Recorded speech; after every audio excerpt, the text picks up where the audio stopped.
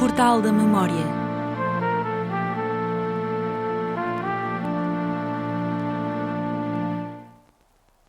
No segundo episódio deste ciclo dedicado a São João, o geógrafo Jorge Ricardo Pinto falará do Porto Oriental, em particular do Bonfim, e das tradições associadas ao São João. Jorge Ricardo Pinto nasceu no Porto em 1975, é licenciado, mestre e doutor em Geografia pela Faculdade de Letras da Universidade do Porto. Tem desenvolvido investigação científica em temas como a morfologia e a história urbana, a geografia social e a história do turismo. É autor de livros O Porto Oriental no final do século XIX e Bonfim, Territórios e Memórias e Destinos. E ainda coordenador das obras Turismo, Património e Inovação, o 285 da Rua de Sedufeita e Turismo, Desafios e Perspectivas. Boa tarde e bem-vindo. Muito boa tarde. O Porto Oriental é hoje uma área da cidade com muito potencial e que está verdadeiramente na moda, mas nem sempre foi assim, pois não? Não, e também não sei se estará na moda, mas talvez esteja. Irá estar. Sim, de facto, é uma área pela qual eu nutro especial simpatia. Na verdade, eu sinto que as minhas origens são da parte oriental. Tem, nos últimos anos, sofrido uma atenção particular, com inclusivamente algumas notícias em jornais internacionais, e de facto tem-se falado muito do Porto, daquela parte oriental do Porto. Eu normalmente penso na parte oriental do Porto como o Porto que fica a oriente da Praça da Batalha.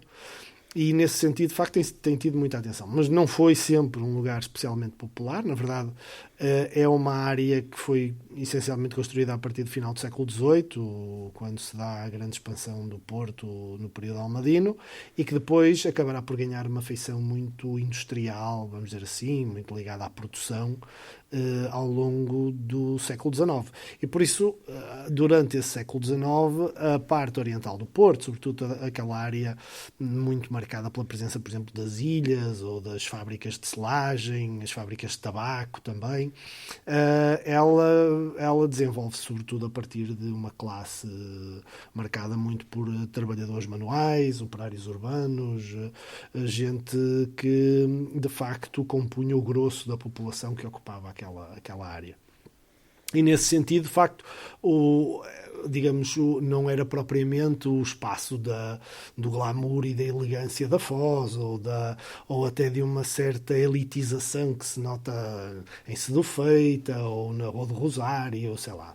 Embora a Rua do Rosário também tenha sido um pouquinho mais tarde, mas não é esse Porto, é um outro Porto menos, vamos dizer assim, elegante desse ponto de vista. É claro que isto é uma simplificação, porque mesmo dentro do Porto Oriental há várias faces, digamos assim, dessa cidade. Se pensarmos, por exemplo, na Avenida Rodrigues de Freitas... Com as casas de brasileiros, bastante opulentas. Exatamente. Aliás, o Júlio Diniz, há aquela famosa descrição do Júlio Diniz na família inglesa, no livro Uma Família Inglesa, em que ele diz que o Porto Oriental é o Porto dos brasileiros. Portanto, também há essa dimensão.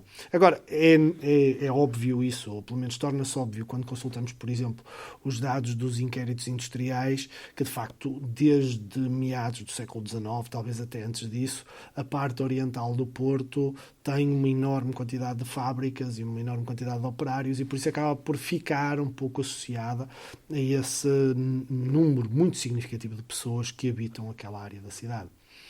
Portanto, popular no sentido de que era marcado pelas classes populares, sempre foi. Popular do ponto de vista de uma certa elegância, de apelar até a uma certa elite que procura agora a casa na parte oriental do Porto. Isso de facto parece ser uma coisa mais recente. E como é que convivem a tradição e a modernidade? Pois, eu acho que vão convivendo bem, quer dizer, a tradição e a modernidade têm mesmo que conviver bem, porque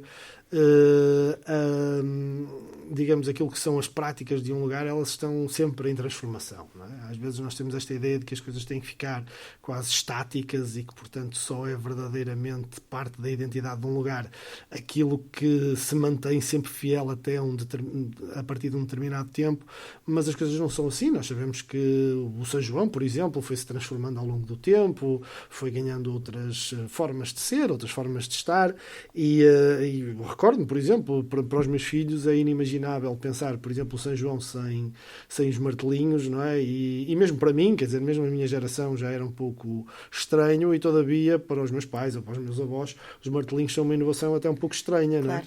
dos anos 60. Não é? Portanto, eu creio que, desse ponto de vista, eu sou muito pouco tradicionalista. Quer dizer, eu acho que há coisas que ficam porque são boas e porque digamos, as pessoas sentem que são elementos absolutamente fundamentais da sua identidade e, portanto, agarram-se a elas e essas práticas vão-se mantendo no tempo. E há outras que, por isto ou por aquilo, ou porque às vezes até também não eram grande coisa, vão acabando por desaparecer e vamos inserindo outras camadas, outras leituras, outras formas de viver as festas e aquilo que é a celebração. Aquilo que parece evidente é que a celebração é importante, ou seja, nós celebrarmos o estarmos juntos, o fazermos parte de um lugar e no fundo nós sentirmos todos que aquele lugar deve ser celebrado porque é construído por todos nós em conjunto, e penso que o São João tem um pouco esse papel. Muitas vezes nós associamos o São João ao nome que tem, ao santo, mas na verdade o santo acaba por ter um papel aqui menos protagonista do que a própria cidade. E há um São João diferente no Porto Oriental? Eu não sei se ele é diferente, quer dizer, as pessoas do Porto Oriental, vamos dizer assim, quer dizer, as pessoas das Fontainhas, de São Vítor, da Rua Gomes Freire, têm sempre, quer dizer, quando nós falamos com as pessoas, sobretudo as pessoas mais velhas, têm sempre uma sensação de que aquele lugar é um lugar diferente dos outros. Isto porque, de facto, as Fontainhas tiveram um protagonismo tremendo no fim do século XIX e no início do século XX, e depois se prolongou, eu diria, pelo menos até aos anos 70, para não ir até aos anos 80. E essa força que teve durante um período longo acabou por dar um protagonismo às Fontainhas que é importante para aquelas pessoas. E é importante porque precisamente elas não têm, digamos, protagonismo nas outras dimensões. E eu acho que o facto de conseguirem que a festa da cidade tivesse sido central ali, lhes confere alguma alegria, alguma autoestima.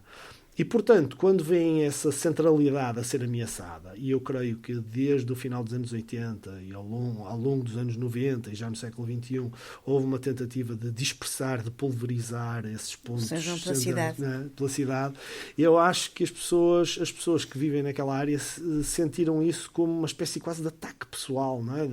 Estão a querer-nos tirar esta centralidade. E eu faço parte de alguns grupos nas redes sociais de pessoas daquela área que eu sinto isso, quer dizer, manifestam-se muitas vezes sobre isto agora já não é o que era. E, na verdade, nunca foi o que era, porque a festa esteve sempre em transformação, não é? Mas, efetivamente, essa sensação acontece ali. Há ali uma sensação de alguma perda, de qualquer coisa que se tem perdido. É verdade que também têm acontecido algumas alterações no espaço que não têm sido muito benéficas. Por exemplo, estou-me a lembrar da chegada da Ponte do Infante às Fontainhas, que de certa maneira romperam com uma continuidade que ali existia entre a Alameda e o Passeio das Fontainhas.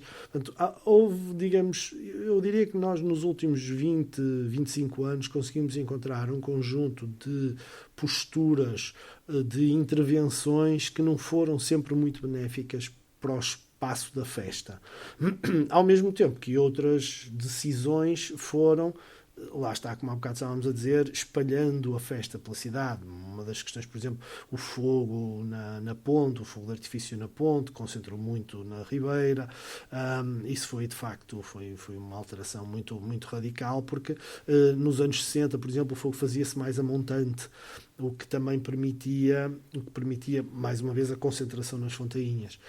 E, portanto, eu penso que está aqui um conjunto de questões que ajudam a explicar esta mudança, que, insisto, é uma mudança que também faz parte da própria história. Reparem que antes ainda de existirem as Fontainhas no fim do século XVIII já se celebrava o São João no Porto. Portanto, faz parte de um processo também de transformação. O que eu gosto de relevar é o facto da cidade continuar a querer celebrar o São João. E memórias familiares e pessoais de São João?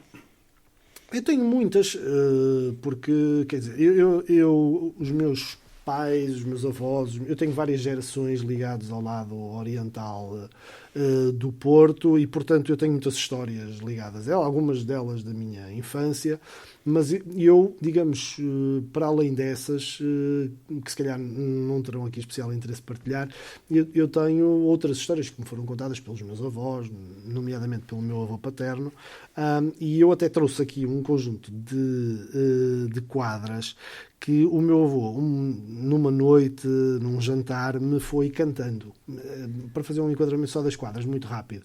Estas quadras foram escritas por um tecelão da parte oriental do Porto. O Porto tinha um enorme conjunto de fábricas de tecelagem. Ele terá escrito isto ainda, digamos, na transição do primeiro para o segundo quartel do século XX.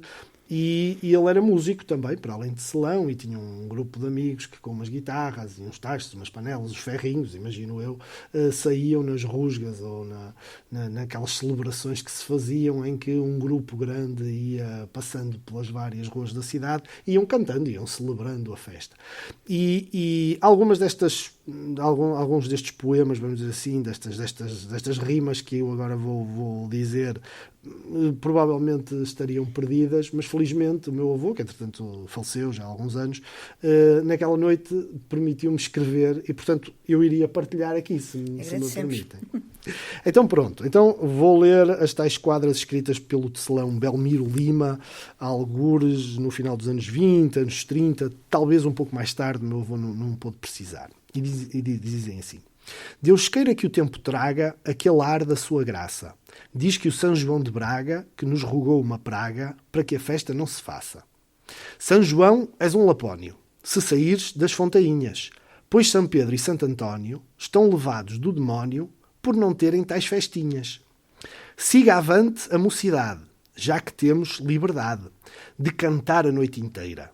Vamos para as fontainhas, ora toma mariquinhas, tudo dança a ramaldeira. Este mundo são 2 dias, ó meu rico São João. Prolongai nossas folias, leva o diabo à paixão.